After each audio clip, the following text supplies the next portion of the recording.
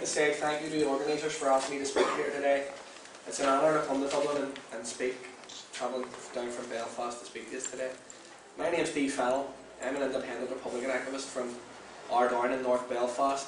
I'm involved in a number of Republican projects, but lately I've been acting as the chairperson of the Anti-Internment League. And I'm just going to give you a wee bit of a rundown on what the League has done to date, and just talk about internment in general, and then some of the other speakers are going to talk about specific cases.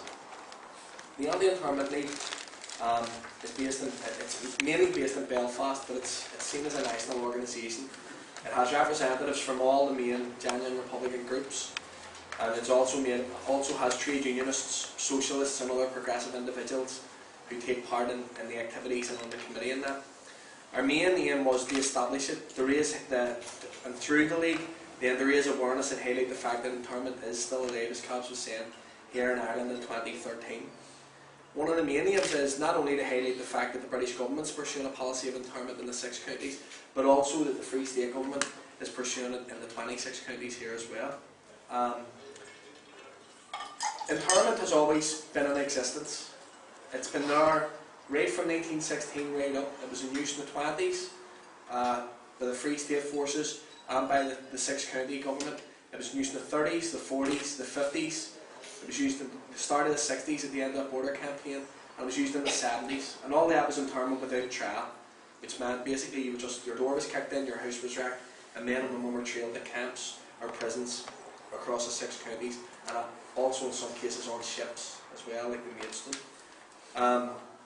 What happened with internment was the British saw that it was an own goal, which you are all aware.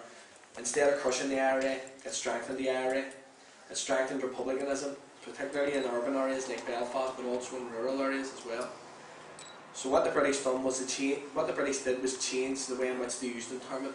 Instead of interning without trial, the people in the British establishment who travelled the world and held up their justice system as some sort of free entity that should be copied the world over, they were having to point it out to them that what they were doing was in effect the same as with people that they saw as enemies in the past, like the Nazis were doing. They were imprisoning people and putting them in camps. They hated terms like camps even being used. So what they did was they brought in due process, or something that they could portray as due process, and that was either through false evidence, made up evidence, very little evidence, or at the start of the 80s, the Supergrass trials, which basically meant that one person, on the word of one person, instead of it being the word of a police officer, it was the word of your peer, or a former comrade, or an acquaintance. And for example, like in Derry with Raymond Gilmore, the thing used to be that I knew Raymond Gilmore, thank God he didn't know me, because Raymond Gilmore just named everybody, and they were all being interned through the Supergrass system. With the collapse of the Supergrass system then in the late 80s and the early 90s, they returned to internment by remand, which really hasn't changed much. It's just that we're highlighting it more, where people are arrested on flimsiest of charges and held for an indeterminate period of time. The current context in which internment is being used, the Anti-Internment League identified 3 main themes. There is internment by remand, there's internment through revocation of licence, which has happened to people like Martin Corey and Marion, even though she had a royal prerogative of mercy. That was the justification for it. But all that has to be seen in a political context.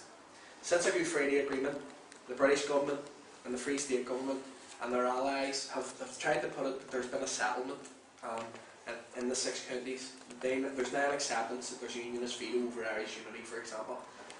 Then subsequent agreements such as Western Parks and Andrews, and that resulted in what was termed a new beginning of policing and justice, where former comrades told us and other constitutional nationalists told us that they were going to put manners on the police, they were going to put manners on the judiciary. And the way that they've used to highlight that is the fact that, for example, in Failing Football in West Belfast, every year they have a PJ McCrory Human Rights Lecture, which is named after a great human rights lawyer, the late Pauline McCrory. His son now is the head of the Public Prosecution Service, which is in charge of this whole internment by remand policy.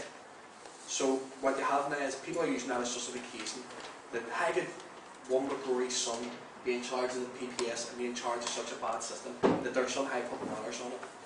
When in effect, all that's happened is that the poacher has turned gamekeeper. The police and justice hasn't been reformed, and you only have to go and meet the families of Martin Corey, Stephen Murney, and others to see that it hasn't changed.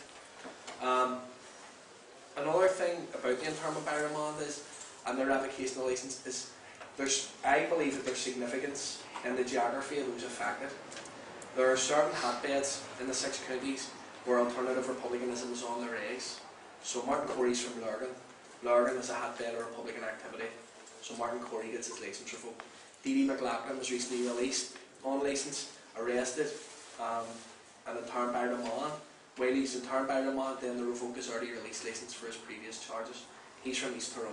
East Tyrone's a hotbed of Republican activity. Tom McWilliams is from Ardoyne. He's arrested last July.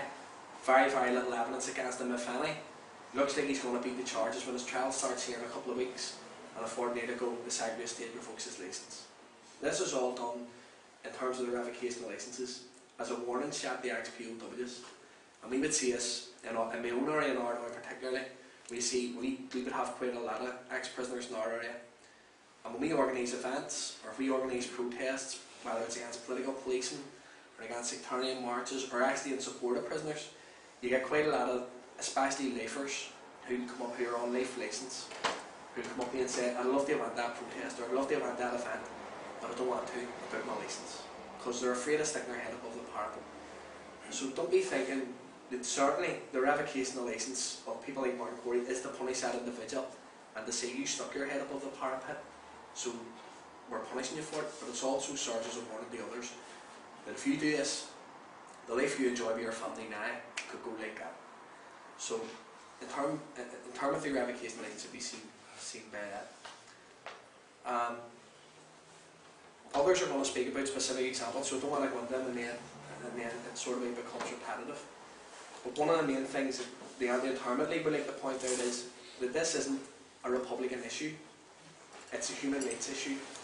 And what the possibilities could be, this could happen to anyone who opposes the status quo in whatever form. It doesn't have to be a Republican. And what's interesting is that when we organised our march in August there, which really did serve its purpose in terms of highlighting the issue of internment, what was interesting was that we saw loyalism, reactionary as usual, reactionary loyalism and unionist elected reps opposing it because they see any sort of human rights abuse, opposing any sort of human rights abuse as opposing their system. I think it's very important to remember that. But what you will see, and what sort of way has been highlighted in the past, is any supergrass trials that are upcoming in the 6 counties are involving loyalists. There's one main one that's going to be starting soon with our former so-called brigadier in South East Antrim. He's named scores of members of the UVF leadership right across the 6 counties and parts of Scotland. And what you could see is these people are going to be remanded on the word of one man. They're going to be interned by remand on very little evidence on the word of one man. And it'll be very interesting to note the change that you'll see in unionist opinion when it starts to affect unionism. What we need to do as activists is to oppose human rights abuses, no matter where they may emanate and no matter who they affect, because we're better than those people, in my opinion. And it's only by doing that can we attract people to the campaign, whether it's in Dublin or in Belfast, in Cork, Galway, Derry, wherever. We need to have a broad-based campaign to oppose internment. And it's only by doing that that I think we're going to effectively tackle it. If we see this as a narrow Republican issue, only for Republicans to campaign on, and then only for certain sections of Republicans to campaign on, I believe it's doomed to failure. It's only by getting a broad-based campaign involving socialists, involving trade unionists, involving anyone who has an interest in opposing human rights abuses. I believe it's the only way that we're going to beat this. It's the only way internment in the 70s without trial was stopped. Was when you had people who were willing, in various guises and various political platforms, to oppose it, that the British had stopped it. And I think it's only by gaining people and getting them around us that we're going to beat this abuse again in the 21st century.